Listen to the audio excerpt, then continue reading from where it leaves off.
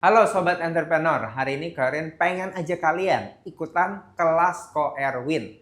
Dan hari ini, kelas pertama Ko Erwin, Karen pengen bahas tentang apa alasannya, kenapa MSCI itu bisa menggoncangkan bumi IHSG di Indonesia. Nah, jadi Karen buka pertanyaan pertama, silakan. Emang maksudnya MSCI itu apaan sih? Nah, ini pertanyaan yang bagus banget. MSCI udah pasti bukanlah menu gorengan, menu pizza, atau menu minuman boba. MSCI juga di luar dugaan banyak orang, MSCI bukanlah manajer investasi. Oke? Sekali lagi, MSCI bukanlah manajer investasi. Jadi MSCI itu apa? MSCI adalah information provider. Mereka tuh sebenarnya index information provider ya.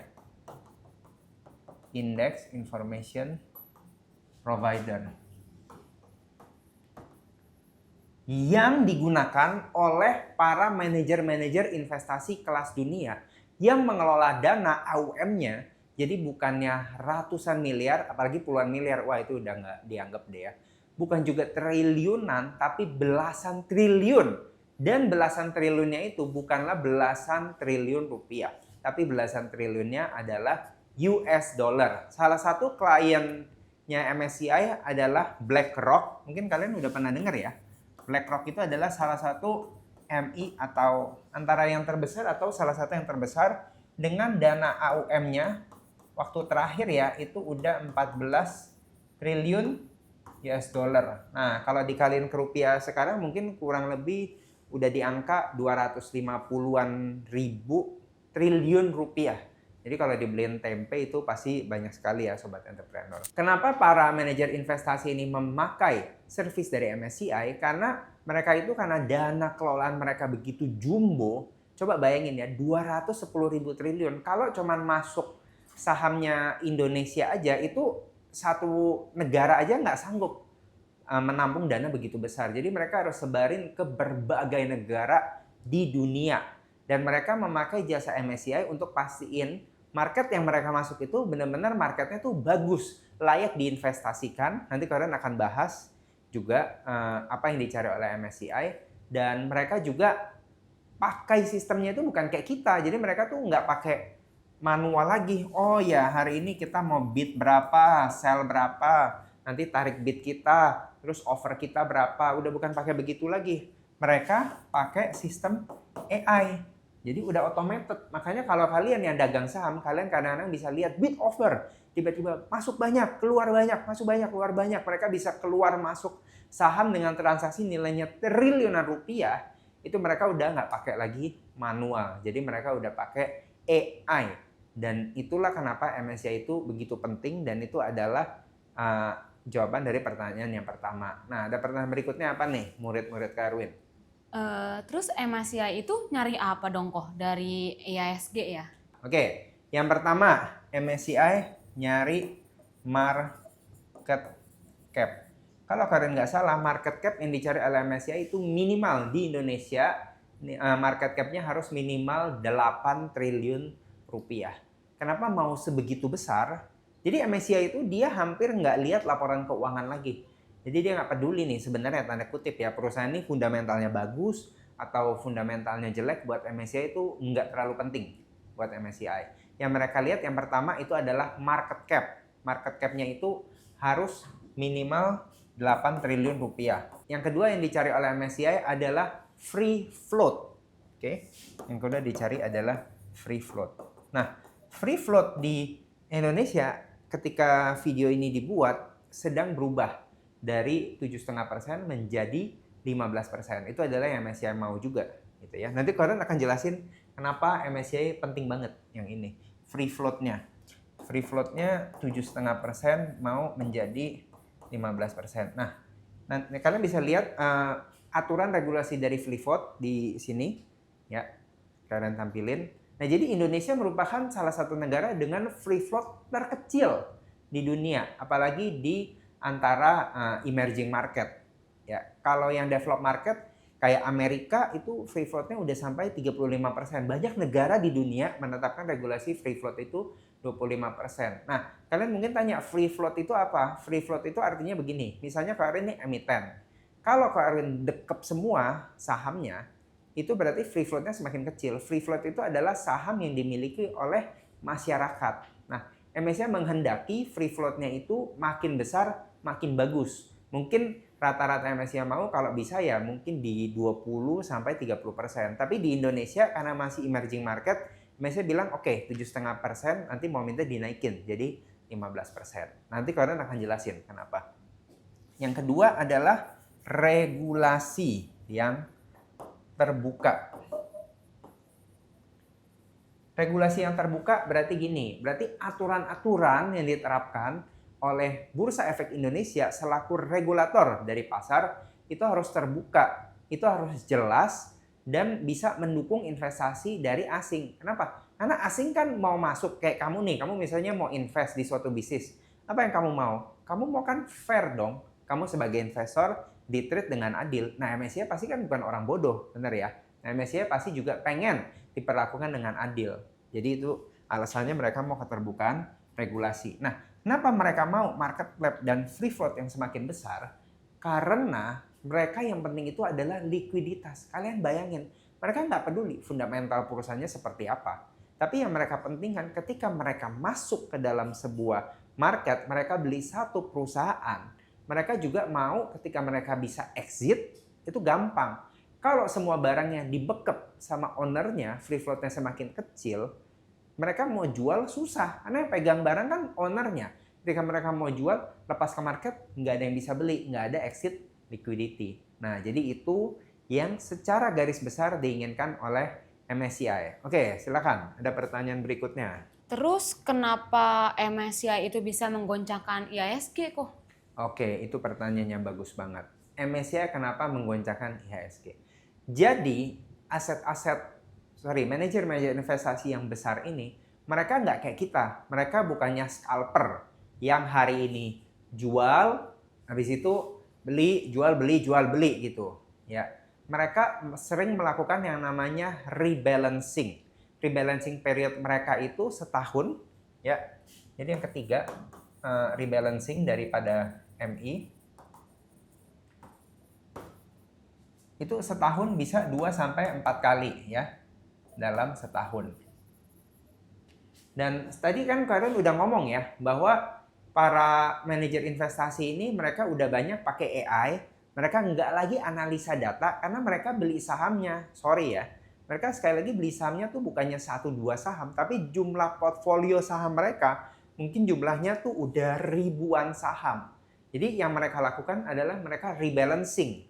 Kurang lebih misalnya, jadi aset di Indonesia kurang bagus. Oke, pindah ke Singapura. Singapura kurang bagus, pindah ke Thailand. Thailand kurang bagus, pindah ke Amerika. Amerika kurang bagus, pindah ke China, pindah ke Inggris, pindah ke Rusia. Jadi yang mereka lakukan adalah rebalancing. Dan mereka pasti pengen naruh uang di mana uangnya itu paling bisa menghasilkan. Nah, jadi penting banget MSCI ini sebagai salah satu masukan buat mereka. Nah, negara ini bagus atau enggak? Dan kenapa MSCI bisa menggoncangkan? Karena ada efek domino. Asal kalian tahu aja, porsi investasi asing di Indonesia saat ini ya, itu masih kurang lebih 30%.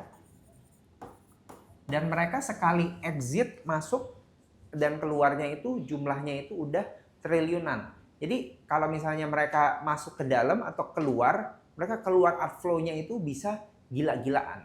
Nah, banyak orang itu mereka tuh pengen curi start sebelum tanggal rebalancing. Cuman ya tentunya nggak gampang. Nah, trading halt kemarin, ini kalian ada datanya. Kalau kalian bisa lihat di sini ya, bahwa sebenarnya outflow dari asing 1 minggu sebelum market crash dan 1 minggu setelah market crash itu kurang lebih ada 15,1 triliun rupiah. Dan buat banyak saham di Indonesia nilai itu besar sekali. Jadi ketika outflow-nya keluar besar-besaran, itu pasti harga sahamnya langsung turun drastis, luar biasa. Dan ditambah lagi kemarin, baru-baru ini, ketika video ini dibuat, ada outlook dari Moody's yang menunjukkan negatif. Jadi sebenarnya Moody's tuh bukan bilang bahwa saat ini perusahaannya negatif, tapi outlook, future looking, forward lookingnya itu nggak terlalu baik. Kalian harus ingat bahwa pasar saham itu adalah forward looking. Jadi makanya ketika Moody's-nya bilang nggak terlalu bagus, maka otomatis banyak manajer investasi asing rame-rame jualan. Dan efek domino dari Moody's ini bukan hanya ke IHSG secara keseluruhan, tapi dia juga bahas mengenai 18 perusahaan. Jadi ada 5 big banks ya. Ya ini udah pasti termasuk BBRI, BMRI, BBNI, BBCH dan juga 13 perusahaan serta koperasi dan BUMN. Salah satu perusahaan-perusahaan yang lainnya yang gede Telkom ya. Ada juga UNTR, ini private ya. Apalagi UNTR kemarin kan baru ada kasus ya. Dia punya tambang martabe dicabut dan juga saham sejuta umat nih, ICBP. Kalau kalian suka makan Indomie, nah ini saham andalan kalian. ICBP juga turun luar biasa. Dan itu kenapa alasannya ketika MSCI mengeluarkan negatif outlook, dia nggak rebalancing. Ketika Moody outlooknya negatif, itu sahamnya langsung turun. Nah, ada satu fenomena lagi yang juga perlu dibahas adalah fenomena saham konglo dan margin. Ini kalau nggak salah dibahas oleh Bro Andri Hakim di salah satu podcast. Jadi banyak orang selama tahun 2024 sampai 2025 itu cuan banyak dari saham konglo.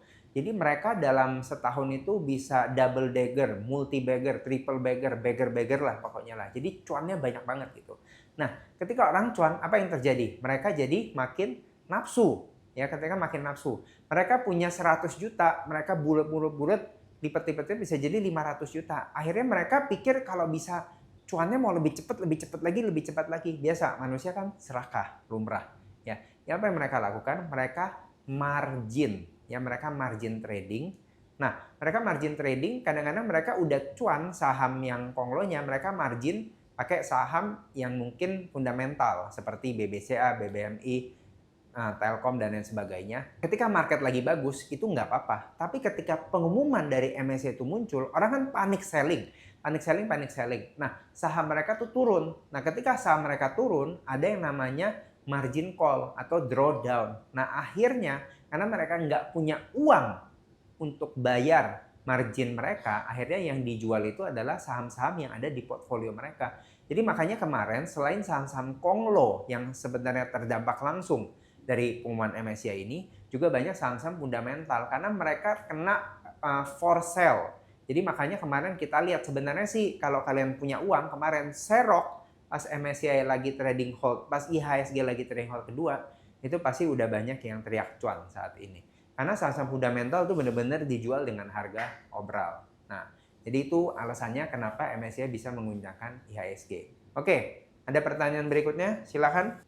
Terus kalau dari MSCI itu ada masukan apa sih kok ke regulator kita nih? Nah, ini pertanyaan yang bagus banget. Para regulator sebenarnya sudah saat ini ya mendengarkan masukan MSCI. Apalagi kalau kalian lihat nih, tanda kutip ada bersih-bersih di Bursa Efek Indonesia. Kalau nggak salah, ketua dan wakil ketua dari Bursa Efek Indonesia dan juga ketua dari OJK ya, itu mengundurkan diri. Yang nggak tahu sukarela atau dipaksa ya, nggak tahu ya, mungkin sukarela karena mereka malu. Oke. Nah, jadi apa yang dikehendaki oleh MSCI? Nah, tentunya MSCI ada menghendaki beberapa hal supaya mereka investasinya lebih aman dan lebih liquid lagi. Yang pertama yang dikehendaki oleh MSCI adalah tadi sebenarnya Karin udah bahas ya, free float. Free float di Indonesia dinaikkan dari 7,5% menjadi 15%. Nah, free floatnya tadi karena udah jelasin. Free float ini adalah saham yang dimiliki oleh bukan pengendali. Jadi misalnya Karin punya saham ABCD. Kalau Karin kendaliin semua, ketika MSCI beli saham Karin cuma lepas 1%, dia mau jual lagi itu susah. Mesti jualnya Karin. Kalau gua mau, ya gue tawar murah-murah aja. Kalau gua nggak mau, ya nggak usah jual ke gua. Nah, akhirnya kan mereka terbatas. Jadi mereka mau ningkatin saham yang free float yang dimiliki oleh masyarakat non pengendali itu minimal 15%. Ya, itu yang pertama. Yang kedua adalah keterbukaan informasi pemegang saham. Ya. Ini tulisannya memang agak kayak dokter ya, karena cita-cita jadi profesor, nah berhasil. Dari 5% turun menjadi 1%. Nah, ini salah satu kungfu yang dimiliki oleh konglo-konglo di Indonesia. Emang konglo di Indonesia hebat-hebat kungfunya. Nah, mereka udah dibikin aturan, mereka bisa aja cari loophole-nya, namanya pengusaha ya, wajar. Nah, jadi apa yang mereka lakukan? Biasanya mereka itu kan udah 7,5%, 5%. Nah, keterbukaan informasinya dari banyak, misalnya kalau dari 5%, jadi diakalinnya adalah 7,5%, mereka bagi tuh 2% di A, 2% di B, 2% C, 2% D. Udah gitu banyak dibagi ke PT-PT yang tanda kutip adalah afiliasi daripada sang owner sendiri. Jadi ujung-ujungnya saham ini tetap dibekep nih sama ownernya. Nah, MSCI bilang, gue nggak mau. Gue maunya sahamnya ini jangan dibekap sama owner. Kalau 5% baru lapor itu terlalu gede. Makanya maunya diturunin jadi 1%. Dan dengan free float yang 15% dan 1%, otomatis lebih susah bagi sebuah emiten atau owner dari emiten kalau mau bermain untuk mengakali sistem ini. Jadi MSCI bisa lebih mengetahui siapa sebenarnya dan apakah benar nih free floatnya segitu dan pemegang sahamnya itu bukan semuanya dikendalikan oleh owner. Dan yang terakhir adalah klasifikasi investor. Klasifikasi investor ya, dari 9 kategori menjadi 27. Jadi kurang lebih kayak gini. Dulu investor itu cuma dikategorikan dulu ya, asing atau domestik. Nggak dikategorikan sebenarnya ini siapa nih investor yang beli. Apakah ini dana pensiun, apakah ini institusional, apakah ini yayasan, apakah ini orang pribadi. Jadi nggak jelas. Jadi sekarang dengan keterbukaan informasi ini, dengan lebih didetailkan lagi klasifikasi investor, MSCI bisa memberikan informasi kepada para manajer-manajer investasi untuk lebih bijaksana lagi, untuk lebih jelas lagi informasinya, bagaimana dan saham mana yang lebih bagus untuk diinvestasikan. Jadi sebenarnya yang diinginkan MSCI menurut Erwin kasih benang merahnya adalah yang pertama adalah likuiditas yang real. Bukan yang dimanipulasi atau diakal-akalin. Dan yang kedua adalah keterbukaan informasi. Ya, wajar dong menurut Kak Erwin, kayak kita mau investasi di saham atau di deposito atau instrumen investasi, kita kan juga pasti pengen liquid. Kalau gue butuh uangnya, gue bisa cairin. Dan juga pengen tahu dong sebenarnya uang kita ini diinvestasikan di mana. Jadi itulah yang diinginkan oleh MSCI. Nah, karena waktunya udah terbatas, ini Kak Erwin kasih pertanyaan terakhir buat murid Kak Erwin. Oke, silakan. Nah, kita sebagai investor harus apa nih kok? Oke, yang kamu lakukan adalah semedi. Tenang dulu. Dan kamu lihat grafik ini. Ini adalah investor behavior cycle. Jadi siklus dari pola perilaku investor. Nah, biasanya kalau baru mulai investasi, wah itu optimis banget ya. Excited. Udah gitu ada media tulis, wah kayak kemarin Dada mau dibeli sama Vanguard. Cuannya 50.000%. Wah, real. Stok itu enak, saham konglo cuan. Akhirnya jadi serakah, pengen cuan lebih banyak. Akhirnya margin, akhirnya dilusi, dan bilang, wah kayaknya nggak mungkin turun lah, pasti gue cuan-cuan terus lah. Ada yang udah nggak usah kerja lagi lah, gabut aja main saham. Euforia, dan akhirnya mulai turun, koreksi, anxiety, takut. Nggak apa-apa, gue long term investor, denial, takut, desperation, dan yang paling parah, panik. MSCI umumin, langsung jual. Just get me out. Kapitulasi, baru mikir, kenapa ya gue salah kemarin ya? Dan akhirnya udah despondency. Despondency itu udah kayak di bawahnya depresi lagi. Ini udah kayak nggak ada harapan gitu. Tapi kalian pengen kasih tahu ya, sebenarnya memang kita nggak bisa timing the market. Tapi waktu dimana seluruh investor lagi takut, itu sebenarnya adalah waktu terbaik untuk masuk ke dalam saham. Tapi ya tentu, mengalahkan diri sendiri itu adalah suatu hal yang paling susah dilakukan di dunia. Dan ketika udah despondency, naik ke depresi, akhirnya hope, punya harapan, akhirnya dia ada relief, dan mulai lagi optimisme, dan cycle ini berlanjut lagi. Nah, Jadi untuk menghindari cycle ini apa yang harus kita lakukan? Oke, kalian harus jadi investor yang lebih baik, lebih bijaksana lagi. Ya, nah, kalian pengen bagikan ada 3 resiko yang kalian alami sebagai investor. Oke, terutama investor saham ya. Yang pertama adalah business risk. Jadi resiko dari usaha itu sendiri. Jadi pastikan ketika kalian menginvestasi saham, kalian tahu bahwa semua bisnis itu ada resikonya. Oke, kalian mau invest ke saham Konglo, nggak apa-apa, itu preferensi. Kalian mau investasi ke saham fundamental, oke, nggak apa-apa, itu preferensi. Tapi ingat, kalian tuh bukan MSCI yang kelola dana belasan ribu triliun. Yang saham Indonesia, dia masuknya nilainya cuma 1%. Jadi amit-amit saham Indonesia hancur. MSCI nggak apa-apa. Tapi kalian kan, kalau saham kalian rungkat kan pusing kan? Mungkin dana tabungan kalian ada di sono gitu loh. Jadi kalian harus tahu, misalnya tadi kalian invest di ICBP, itu jualan Indomie, resikonya apa? Oh, kalau misalnya orang-orang udah nggak pengen makan Indomie, jadi pengennya makan Indiamie misalnya. Nah, itu kan resiko bisnisnya gitu. Kalau kalian investasi di Telkom, oke, kalau misalnya Starlink masuk, saham Telkom bisa gimana? Kalau kalian invest di BBCA, kalau misalnya orang nggak mau nabung lagi di bank BBCA, orang pengen simpan duitnya di bantal. Nah, berarti kan itu resiko buat saham BBCA. Jadi kalian harus mengerti apa business risk-nya. Ya. Yang kedua, kalian baru mengerti market risk. Market risk itu adalah resiko pasar. Ya. Salah satu contoh market risk adalah pengumuman MSCI nanti di bulan Mei. Kalau pemerintah regulator nggak merespon dengan baik, tentunya ada market risk yang terjadi. Jadi setelah kalian mengetahui business risk di saham yang kalian investasikan, kalian harus melihat marketnya secara keseluruhan. Ya, jadi kalian bisa ngerti kalian investasi ini ada resikonya apa. Kalau kalian investor yang memperhatikan 2 resiko ini aja di awal, kalian pasti sudah jadi investor yang lebih baik. Dan yang ketiga, yang terakhir adalah self risk. Nah, ini adalah resiko yang semestinya kalian bisa eliminasi. Self risk itu ketika kalian investasi bukan dengan kepala dingin, bukan dengan uang yang dingin. Ya, makanya kalian selalu ngomong bahwa pengelolaan uang itu adalah yang paling penting. Bahkan kadang-kadang lebih penting daripada analisa dari saham itu sendiri. Orang bisa analisa saham, tapi kalau pengelolaan uangnya nggak baik, pengelolaan dirinya nggak baik, maka dia bukanlah investor yang baik.